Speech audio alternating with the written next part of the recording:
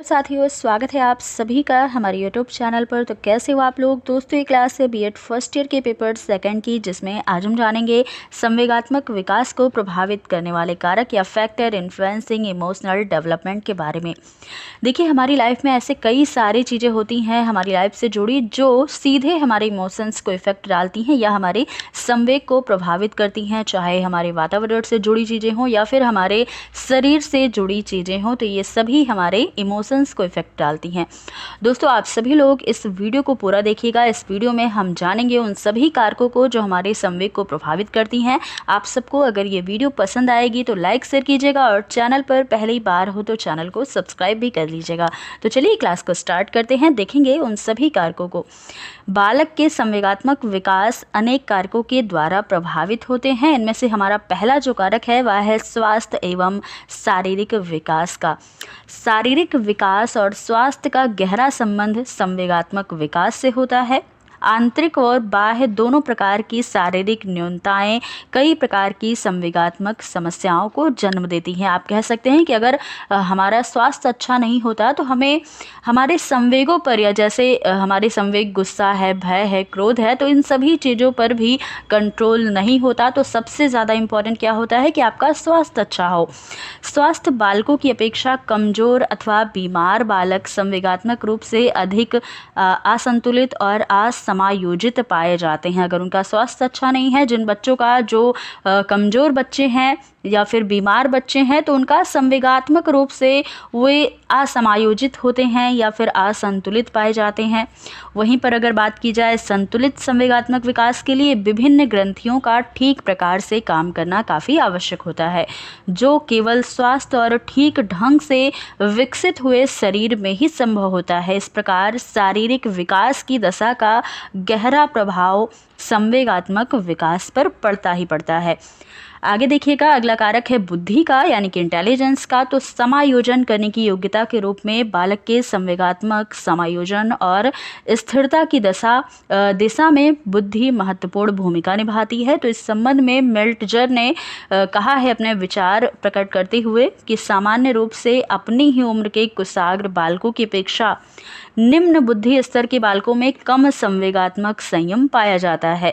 विचार शक्ति, तर्क शक्ति आदि मानसिक शक्तियों के सहारे ही व्यक्ति अपने संवेगों पर अंकुश लगाकर उनको अनुकूल दिशा देने में सफल हो सकता है। तो आप सभी देखते हैं, अगर किसी का बुद्धि जो है या आईक्यू लेवल अगर कम है तो उसके संवेग भी उसको कंट्रोल में वह नहीं कर सकता है, या फिर उसे अपने इमोशंस पर कंट्रोल नहीं होता।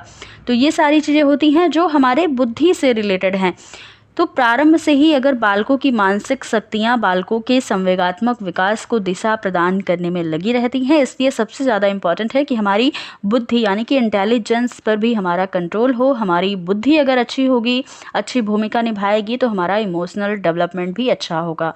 अगला कारक है पारिवारिक वातावरण और आपसी संबंध। ये सारी चीज़ें भी इफेक्ट डालती हैं। तो परिवार के वातावरण और आपसी संबंधों का भी बालकों के संवेगात्मक या इमोशनल डेवलपमेंट के साथ गहरा संबंध होता है। जो कुछ बड़े करते हैं उसकी छाप बालकों पर भी पड़ती है। अगर आपके घर में कोई क्लेश हो रहा है, कोई घटना घट रही है, तो उसका इफेक्ट आप पर जरूर पड़ता है। अतः परिवार में बड़ों का जैसा संवेगात्मक व्यवहार होता है, बालक भी उसी तरह का व्यवहार करना सीख जाता है। कलह, लड़ाई झगड़े से युक्त पारिवारिक वातावरण क्रोध, भय, चिंता, ईर्ष्या इन सभी चीज़ों को जन्म दे सकते हैं, जबकि प्रेम, दया, सहानुभूति और आत्मसम्मान से भरपूर अगर वातावरण है तो बालकों में उचित और अनुकूल संवेग स्थायित्व धारणा करते हैं। माता पिता तथा अन्य परिजनों के साथ उनके साथ किया जाने वाला व्यवहार भी उनके संवेगात्मक विकास को प्रभावित करता है।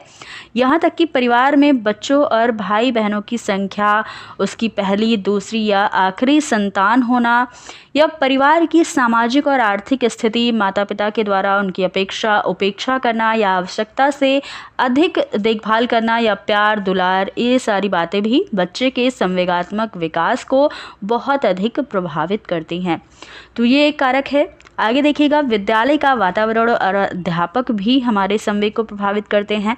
विद्यालय का वातावरण भी बालकों के संवेगात्मक विकास पर पूरा प्रभाव डालते हैं। स्वास्थ्य और अनुकूल वातावरण के साथ द्वारा बालकों को अपना संवेगात्मक संतुलन बनाए रखने और उनका उचित समायोजन करने में बहुत आसानी होती है। तो विद्यालय के वातावरण में व्याप्त सभी बातें, जैसे कि विद्यालय की स्थिति कैसी है, उसका प्राकृतिक और सामाजिक परिवेश कैसा है, या अध्यापन का स्तर कैसा है, पाठ्य सहगामी क्रियाएं और सामाजिक कार्यों की व्यवस्था, मुख्याध्यापक एवं अध्यापकों के पारस्परिक संबंध और अध्यापकों का स्वयं का संवेगात्मक व्यवहार, ये सारे बालकों में संवेगात्मक विकास को पर्याप्त रूप से प्रभावित करती हैं। अगला कारक है सामाजिक विकास और साथियों के साथ का संबंध।